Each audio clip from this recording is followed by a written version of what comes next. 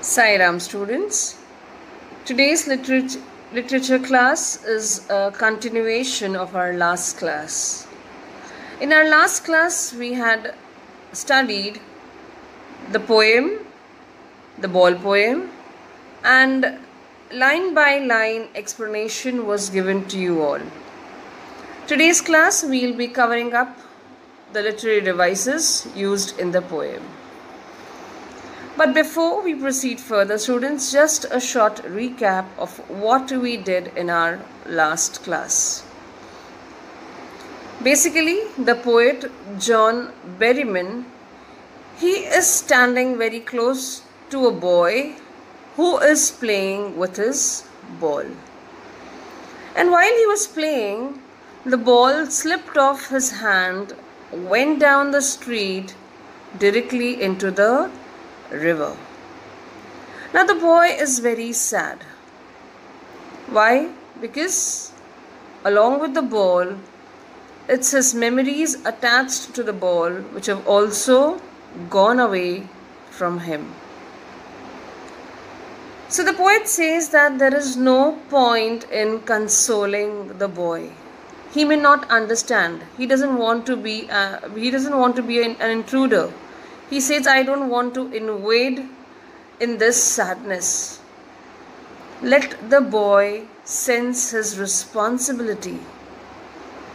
So he says that I am just observing, and even if I try to console, he may not understand. Because there is no point in telling him that there are other balls. He can buy a new ball. But because with the new ball, he cannot buy the memories that were attached to the old ball.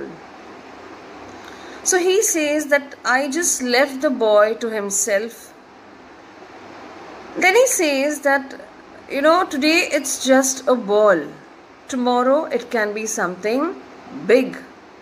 The child, the boy, has to learn to live without it. Balls may come, balls may go, people may take away his balls, he may misplace balls. He cannot just stick to one ball and live his life. He has to learn to live up. He has to stand up. So with the help of a ball, the poet is trying to convey something. He says that in this materialistic thing, in this world of possessions, we may lose many things. Many things can be something bigger than the ball. We may lose out to people. Today we have someone, tomorrow we may not have that person in our life. Does that mean our life will stop there? No, we will definitely be sad. But life has to move on.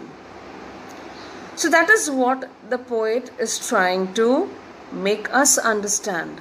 He's saying that the boy is now sensing his first responsibility. Okay, he understands the epistemology of laws. He's gaining the knowledge of laws. That is where the boy is attaining maturity. Okay, he will realize that he has to be responsible enough to take care of his things. Okay, so that is what the poem is all about. Just a short recap that I have done. Let's begin with the literary devices of the poem.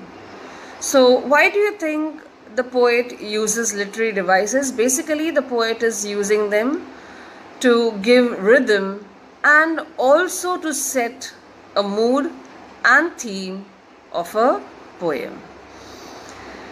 Now to begin with, we have the first stanza.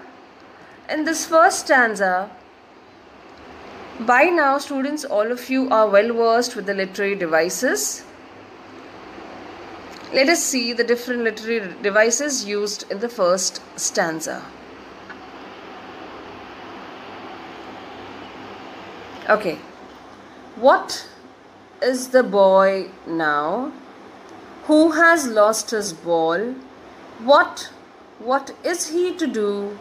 I saw it go. Now look at these two words. what, and merrily, merrily. I had told you when two sentences begin with the same word, the figures of speech is anaphora. Yes, that is what is the figures of speech for these two lines. The first two lines is anaphora. Why? Because the word what is used at the beginning of the sentence. Similar is the case with the third and fourth sentence as well. The word merrily is used to begin with the sentence. Moving on ahead, let us see what is the next figures of speech.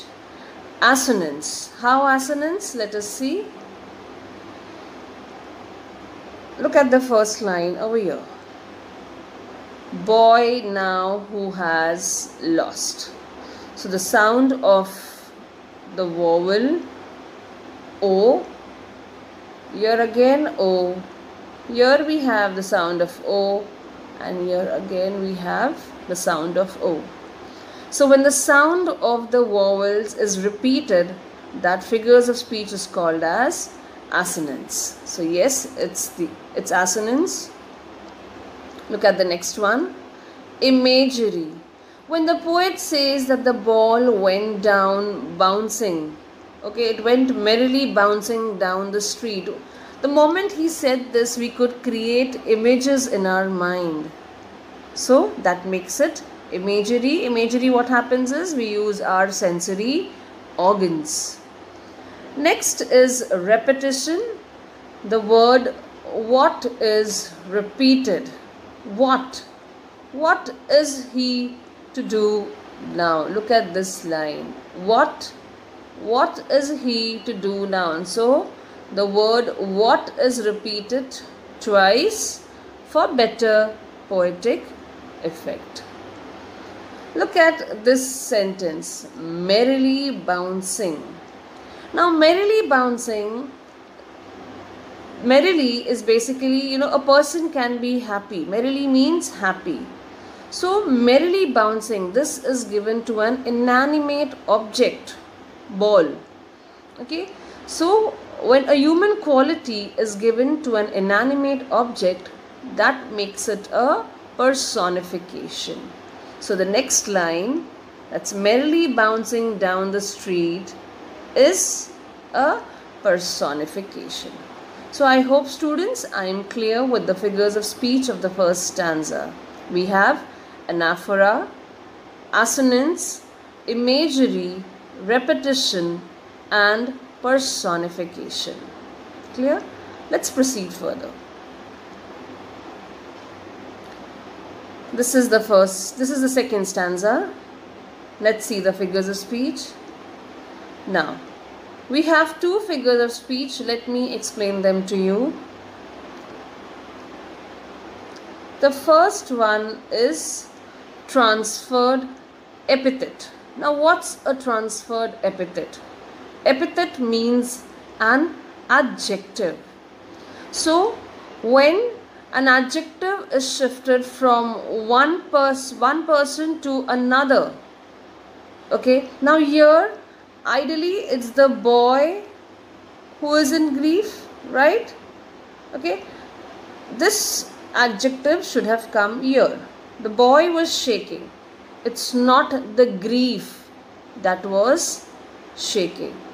Clear? So when an adjective is transferred from one person to another, this is not a person, students, but another word in the same line, that figures of speech is called as transferred epithet. Let us see the explanation part. An ultimate shaking grief fixes the boy. Okay, the poet intensifies the boy's sadness by using the adjective shaking to describe his grief.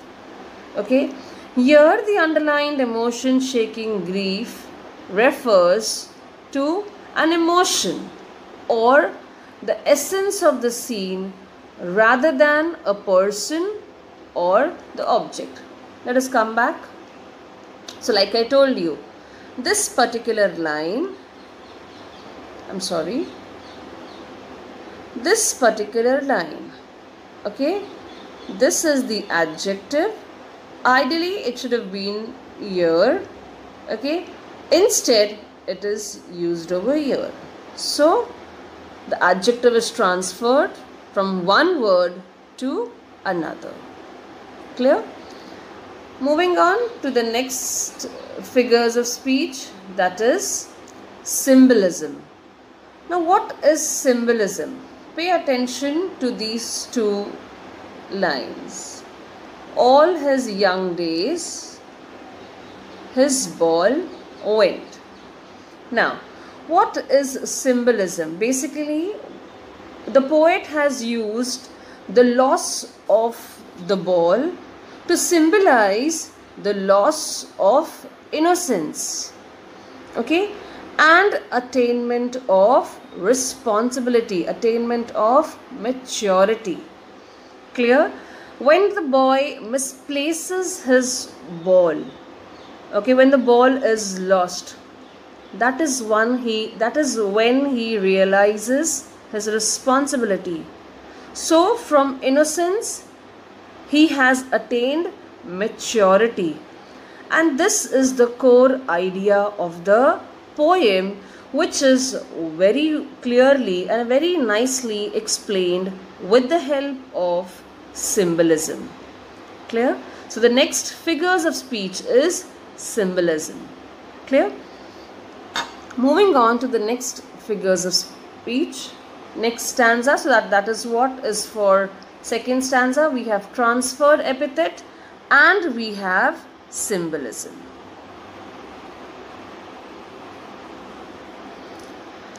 The third stanza, students.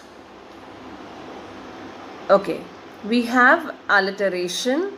Balls will be lost always, little boy. So,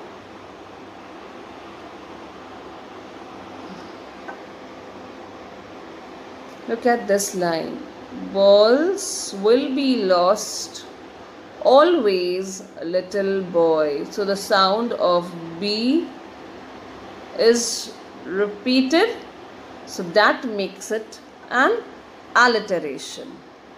Moving on to the next figures of speech, it is repetition. Let's look at the figures of speech. Repetition. How repetition? Balls will be lost always. So here the word balls is repeated for better poetic effect. Clear? The third figures of speech is enjambment. What is enjambment? When one line continues to another without any punctuation mark, that particular figures of speech is called as enjambment. Now look at this line. We have now over here, and then in the next line it is continued.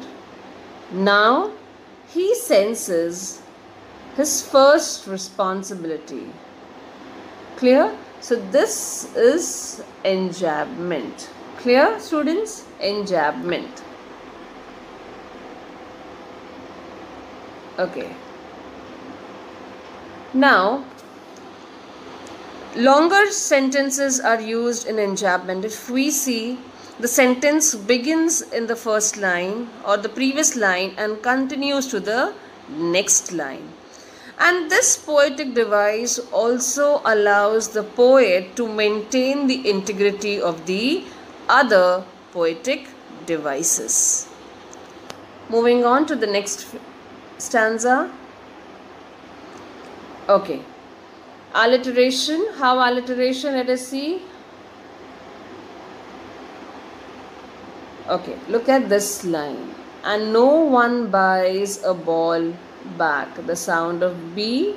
Again the sound of B and the sound of B over here as well. So that makes it an alliteration. Proceeding further, we have the next one is repetition. How repetition? Let us see.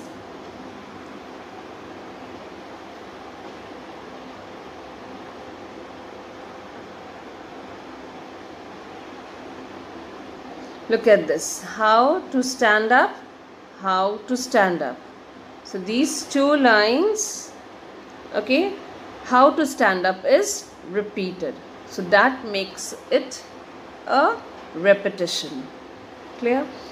And then look at this line.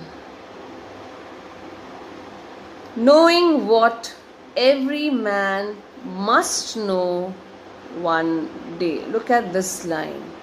Knowing what every man must one day know. So here the figures of speech used is inversion. The words are not arranged in correct prose order. Again, for better poetic effect. So what do you think is the correct prose order? It's knowing what every man must know one day. Am I clear, students? I hope the figures of speech is clear to all of you. Next is rhyme scheme. Basically, this particular poem does not have any rhyme scheme. It's a free verse. When there is no rhyme scheme, that particular poem is a free verse. So students, we are done with the poem and the literary devices used in the poem as well. Please go to the value points, basically the summary of the poem, very, very important.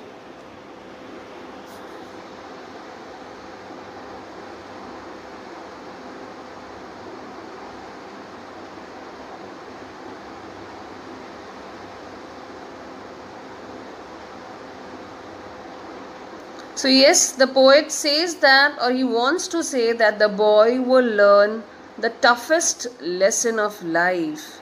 And what is that? The lesson of accepting harsh realities. Look here. The poet wants to say that the boy will now learn the toughest lesson of life. And what is the toughest lesson? Of accepting the harsh realities that one day we will lose our loved ones and loved things. Clear? That is what he wants to convey through the poem, Ball Poem. I hope students, the poem and the literary devices used in the poem are very clear to all. Till we meet next, students, you will take care of yourself. Sai Ram and bye-bye.